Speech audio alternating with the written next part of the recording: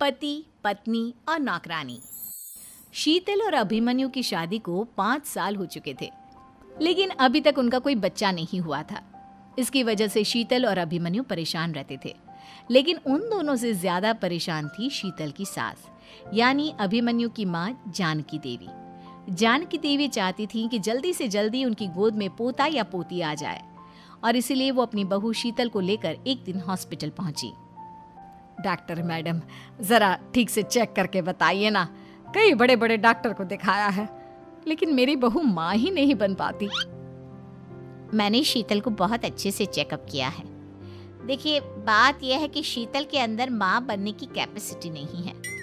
ये आप क्या कह रही हैं डॉक्टर साहब? कोई तो इलाज होगा ना, कोई दवाई दे दीजिए। देखिए, कुछ प्रॉब्लम ऐसी होती है जिनका कोई ट्रीटमेंट नहीं होता। आई एम सॉरी टू से, लेकिन शीतल कभी माँ नहीं बन सकती, क्योंकि उसके यूट्रस में अंदर से ही कुछ प्रॉब्लम है। घर आने के बाद क्या हुआ माँ? कहाँ लेकर गई थी आप शीतल को?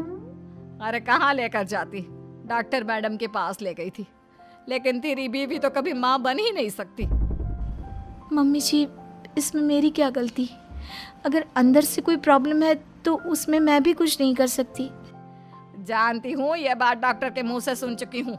अब दोबारा मेरे सामने इस बात का गाना मत गा। अरे माँ, परेशान होने की जरूरत नहीं है, हम सोचते हैं ना कुछ।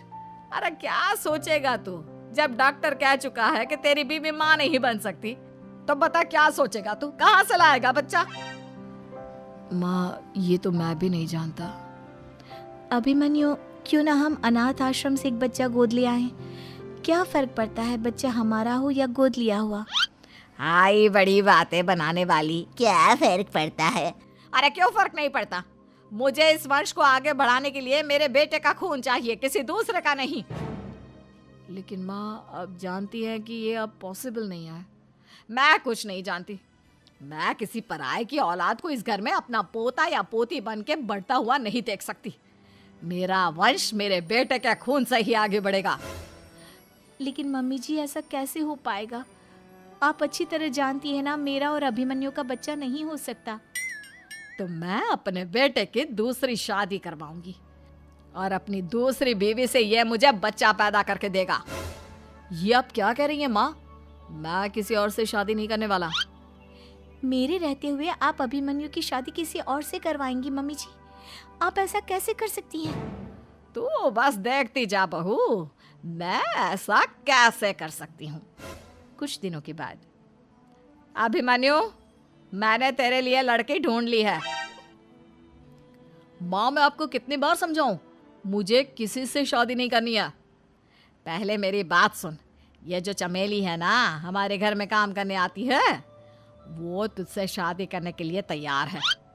मम्मी जी, आप अभिमन्यु की शादी एक नौकरानी के साथ करवाएंगी? वो इसलिए क्योंकि चमेली दिखने में बहुत खूबसूरत है, बच्चा भी सुंदर ही होगा।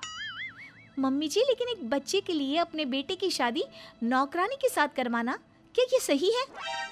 अगर अभिमन्यु ने शादी नहीं की ना, तो मैं अपनी जान दे दूंगी। अब देख लो, अगर तुम्हें अपनी माँ की जान प्यारी है तो तुम्हें इस नौकरानी के साथ शादी करनी ही होगी। इस तरह जानकी देवी अपने बेटे अभिमन्यु की शादी नौकरानी चमेली के साथ करवा देती है। कुछ दिनों के बाद, नौकरानी से मालकिन बन के तो मजा आ गया। अब तो मैं इस घर की मालकिन हूँ। देखो, अपने आप को ज्यादा मालकिन समझने की कोशिश मत करो। एक बार तुम्हारा और अभिमन्यु का बच्चा इस दुनिया में आ जाए, उसके बाद तुम इस घर से हमेशा के लिए चली जाना। अरे जाओ जाओ, किसी और के आगे बातें बनाना। एक बच्चा तो पैदा नहीं कर सकी, बढ़िया आई। जाओ, जाकर मेरे लिए कॉफी बना कर लाओ। नौकरानी मैं हूँ या तुम? मम्मी जी, देखिए ना शीतल मुझसे किस तरह से बात कर रही है। शीतल, तुम्हें पता है ना चमेली प्रेग्नेंट है, मेरे बेटे के बच्चे की माँ बनने वाली है। वो जैसा कहती है वैसा करो। लेकिन मम्मी जी, वो मुझे नौकरों की तरह ट्रीट कर रही है। अरे तो करेगी ना, वैसे भी बहू तुम हो किस काम की? एक बच्चा तो पैदा नहीं कर सकती। जाओ, अब घर के सारे काम करो और चमेली को आराम करने दो। थैंक यू मम्मी जी, भगवान आपका भला करे। आप नहीं होती तो मैं नौकरानी से महारानी कैसे बनती? देखो, तुम्हें जो चाहिए सब मिलेगा, खूब खाओ पियो, मजे की जिंदगी जियो, लेकिन बस मुझे एक बच्चा पैदा करके दे दो। कुछ दिनों के बाद, मम्मी, बच्चे के लिए आपने मेरी शादी चमेली के साथ करवा तो दी, लेकिन दिन और रात का चैन मिट गया है। सारा दिन शीतल और चमेली की बहस चलती रहती है। अब शीतल को इस घर में रखने से क्या होगा? मैं तो कहती हूँ उसे घर से निकाल दो, है भी किस काम की। मैं ऐसा नहीं कर सकता माँ, वो मेरी पत्नी है, उससे बहुत प्यार करता हूँ मैं। तुम्हारी पत्नी चमेली है, चमेली, उससे प्यार करो। अरे तुम्हारे बच्चे को जन्म देने वाली है वो। अभिमन्यु, मैं खुद ही इस घर से चली जाती हूँ। वैसे भी अपने ही घर में नौकरों की तरह रहकर परेशान हो चुकी हूँ। घर की नौकरानी मेरे ऊपर हुक्म चलाती है, वो तुम्हारी पत्नी बन चुकी है। अब मेरा इस घर में क्या काम? अभिमन्यु के बार बार रोकने पर भी शीतल उस घर से चली जाती है। कुछ दिनों के बाद चमेली एक बच्चे को जन्म देती है। भगवान ने मेरी सुन ली, मेरे बेटे का घर भर गया, उसका अपना बच्चा इस दुनिया में आ गया। मम्मी जी, बच्चे को हाथ लगाने से पहले मेरी एक शर्त तो सुन लो। तुम कहना क्या चाहती हो चमेली? आपकी मम्मी को बहुत शौक था ना अपने पोते को खिलाने का। अब देखो, इस दुनिया में हर चीज की कोई ना कोई कीमत तो होती है। तुम अपनी आधी प्रॉपर्टी मेरे नाम कर दो, बच्चा तुम्हारे नाम। अरे लेकिन मैंने अपने बेटे से तुम्हारी शादी करवाई है, अब ये सौदेबाजी कहाँ से आ गई? जो औरत अपनी बहू को घर से निकाल कर एक नौकरानी के साथ अपने बेटे की शादी करवा दे, वो तो सौदेबाजी कर ही सकती है ना। उसका कैसे भरोसा कर सकते हैं?